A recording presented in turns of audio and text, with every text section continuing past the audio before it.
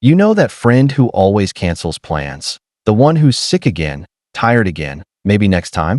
Yeah, that friend isn't avoiding you, they're protecting something. If you're someone who genuinely gets more excited about a Friday night in pajamas than a Friday night out, welcome. You're about to feel very seen. Today, we're breaking down the psychology of people who love staying at home, the ones society calls boring, but science sees very differently. Here's the thing. Extroverts recharge by being around people. Their energy comes from noise, movement, chaos. But introverts, and people who prefer solitude, they recharge in stillness.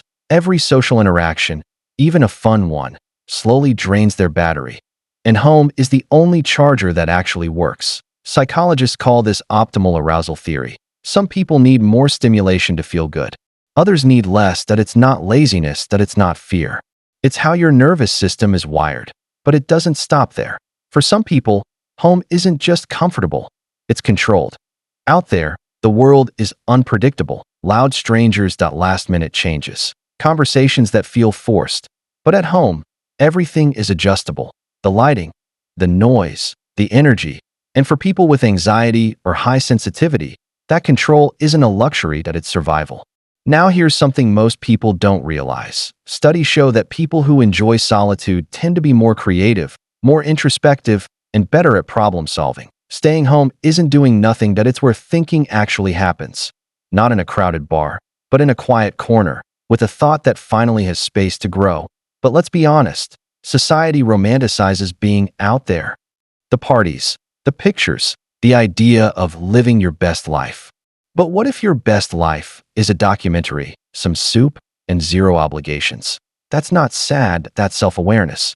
Now, there is another side to this. Some people stay home for a different reason: social anxiety, past experiences, or that quiet voice that says, "What's the point?" For them, home becomes both a refuge and a cage. The real question is this: do you stay home because it fills you up, or because leaving feels too heavy? Because one is peace, the other is hiding. But for those who truly love staying home, they're not missing out, they're just living differently. They find joy in small things: morning coffee, a favorite spot on the couch, the way sunlight hits the room at sunset. Things most people rush past. Psychologists call this a low stimulation preference. These people don't need the world to entertain them. Their inner world is already rich enough to if you're someone who turns down invitations without guilt, who enjoys a quiet Saturday, who feels more at peace alone than in a crowd, you're not broken, that you're just wired for depth over noise, peace over performance. So tell me honestly, do you prefer staying home? Or do you think we're all just making excuses?